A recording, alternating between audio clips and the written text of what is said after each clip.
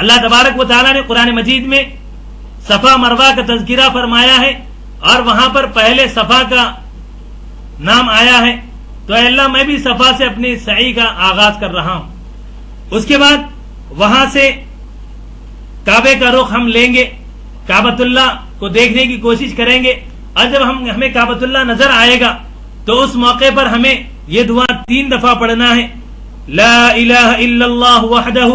لا شریک لہ لہ الملک ولہ الحمد یحیی ویمیت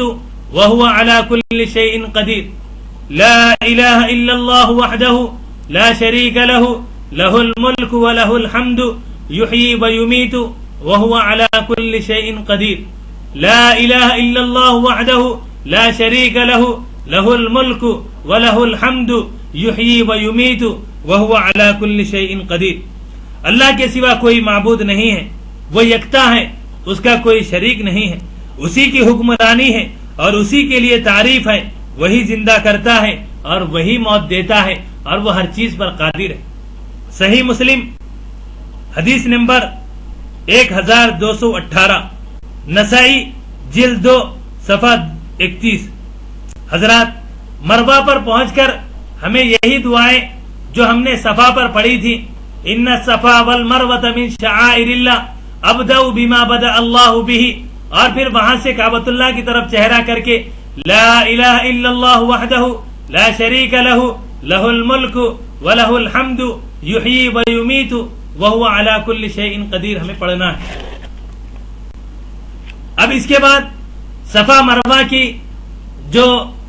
7 چکر ہوں گے، صفا سے شروع ہوگا مروہ پہ ختم ہوگا، مروہ پہ شروع ہوگا صفا پہ ختم ہوگا، تو اس طرح جو 7 چکر ہوں گے ان درمیانی مرحلے میں ہمیں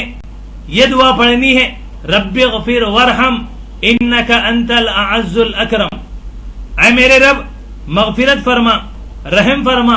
بے شک تو سب سے زیادہ غالب اور عزت والا ہے۔ حسن حسین صفحہ 182۔ حضرات، اس طرح ہمارے سعی کے اندر جو دعائیں پڑھنی قرآن مجید اور صحیح احادیث نبوی سے ثابت ہیں، اس کا سلسلہ ختم ہوتا ہے اور سعی ان دعاؤں کے ذریعے مکمل ہوتی ہے۔ اب اس کے بعد یہاں سے حج کی وہ دعاؤں کا آغاز ہوتا ہے جہاں پر مینا میں، عرفات میں، مزدلفہ میں جو دعائیں پڑھی جاتی ہیں ان کا آغاز ہوتا ہے۔ مینا سے عرفات جاتے وقت تلبیہ کے درمیان میں تکبیر یعنی اللہ اکبر بھی پڑھنا ہے، اس لیے کہ صحابہ کرام یہ فرماتے ہیں غدونا مع رسول اللہ صلی اللہ علیہ وسلم من منا الى عرفۃ فمنا المکبر ومنا الملبی۔ ہم نے رسول اکرم صلی اللہ علیہ وسلم کے ساتھ حجۃ الوداع میں مینا سے عرفات کے لیے روانہ ہوئے، تو ہم میں سے بہت سارے لوگ وہ تھے جو تلبیہ پڑھ رہے تھے اور تلبیہ کے ساتھ ساتھ کچھ لوگ اللہ اکبر بھی کہہ رہے تھے۔ نسائی جلد 2 صفحہ 35۔ تکبیر پڑھنے کی ترتیب یہ ہوگی کہ ہم 3 دفعہ کم از کم تلبیہ پڑھیں، اس کے بعد کچھ دیر کے لیے اللہ اکبر پڑھتے رہیں۔ حضرات، اس کے بعد وہ مقام آتا ہے جس کے بارے میں اللہ کے رسول علیہ الصلاۃ والسلام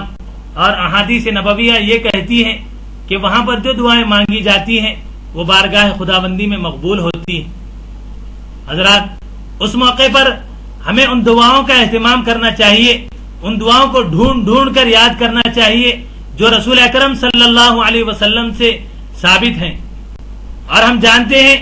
کہ رسول اکرم صلی اللہ علیہ وسلم کی زندگی کا سب سے زیادہ غمگین، سب سے زیادہ دکھ بھرا، سب سے زیادہ المناک، سب سے زیادہ مشقت، تکلیف، درد، تڑپ اور ہر اعتبار سے غمگین کر دینے والا لمحہ وہ ہے جس کو ہم طائف کے نام سے جانتے ہیں۔ طائف کے لوگوں نے رسول اکرم صلی اللہ علیہ وسلم کو جسمانی اعتبار سے زخمی کیا، ذہنی اعتبار سے تانے لگا کر، گالیاں دے کر اور بری بری طریقے سے اللہ کے رسول صلی اللہ علیہ وسلم کو زخمی کرنے کی کوشش کی۔ اس موقع پر رسول اکرم صلی اللہ علیہ وسلم نے دکھ بھرے انداز میں، تکلیف کی حالت میں، پریشانی کی کیفیت میں جو دعا مانگی ہے وہ دعا اتنی مجرب اور اتنی مقبول ہوئی کہ اللہ تبارک و تعالی نے فوراً حضرت جبریل علیہ الصلوۃ والسلام کو روانہ فرمایا کہ جاؤ رسول اکرم صلی اللہ علیہ وسلم جو فیصلہ فرماتے ہیں اس فیصلے پر حکم کرو، اس فیصلے پر عمل کرو۔ حضرت جبریل آئے اور عرض کیا اللہ تبارک و تعالی چاہتے ہیں کہ آپ جو کہیں گے میں وہ کرنے کے لیے تیار ہوں۔ تو آپ اندازہ لگائیے کہ اللہ کے رسول علیہ الصلوۃ والسلام کی زبان مبارک سے اس دکھی حالت کے اندر کیا دعائیں نکلی ہوں گی اور کیا الفاظ ہوں گے۔ حضرات ایک بات اور بھی ہے کہ رسول اکرم صلی اللہ علیہ وسلم کے بارے میں صحابہ یہ بیان فرماتے ہیں کہ رسول اکرم صلی اللہ علیہ وسلم جب کبھی کسی سے گفتگو فرماتے یا اللہ کے رسول دعا فرماتے تو اللہ کے رسول علیہ الصلوۃ والسلام کی زبان مبارک سے نکلنے والے الفاظ کم ہوتے، اس کے مقابلے میں اس کے اندر معنی اور اس کے اندر معنوں کا سمندر ہوتا۔ لیکن اس دعا کو آپ دیکھیے کہ رسول اکرم صلی اللہ علیہ وسلم بے انتہا الفاظ کا استعمال فرما رہے ہیں، ایک نہیں، دو نہیں، تین نہیں، چار نہیں، 6 نہیں بلکہ 8 لفظ اللہ کے رسول علیہ الصلوۃ والسلام نے اپنے لیے استعمال فرمائے ہیں۔ اور دوسری بات خاص طور پر یاد رکھنے کی یہ ہے کہ پوری دعائیں جو رسول اکرم صلی اللہ علیہ وسلم سے ثابت ہیں، صحیح بخاری میں، صحیح مسلم میں، ترمذی میں، ابو داؤد میں، ابن ماجہ میں، نسائی میں، یا حدیث کی جتنی کتابیں ہیں ان تمام کو ہم ایک طرف جمع کریں اور اس دعا کو ایک طرف رکھیں تو ہم یہ فیصلہ کر سکتے ہیں کہ رسول اکرم صلی اللہ علیہ وسلم کی دعاؤں کے اندر سب سے زیادہ جامع اور سب سے زیادہ دل سے نکلی ہوئی اور بالکل بر وقت ایسی دعا ہے کہ کوئی دوسری دعا اس کے مقابل نہیں ہو سکتی۔ ہمارے حاجی صاحبین سے درخواست ہے کہ وہ اس بات کی کوشش کریں کہ اس دعا کو یاد کریں اور اس دعا کے معنی و مفاہیم کو سمجھیں کہ کس طرح اللہ کے رسول علیہ الصلوۃ والسلام بارگاہ خداوندی میں اپنی تکلیف کو، اپنے درد کو، دعوت دین کے سلسلے میں مشقت کو اور اسلام کے پھیلانے کے سلسلے میں اللہ کے رسول علیہ الصلوۃ والسلام نے جو قربانی دی ہے اس کو کس طرح بیان فرما رہے ہیں۔ آئیے حضرات ہم اس کو یاد کریں اور اس کو پڑھیں۔ اللہم انک تسمع کلامی وترى مکانی وتعلم سری وعلانیتی لا يخفى عليك شيء من امری انا البائس الفقیر المستغیث المستجیر والوجل المشفق المقر المعترف بذنوبی اسألك مسألة المسكين وابتهل إليك ابتهال المذنب الذليل وادعوك دعاء الخائف الزرير ودعاء من خزعت لك رقبته وفازت لك عيناه وذل جسمه ورغم أنفه لك اللهم لا تجعلني بدعائك رب شقيا وكن بي رؤوفا رحيما يا خير المسؤولين ويا خير المعتين۔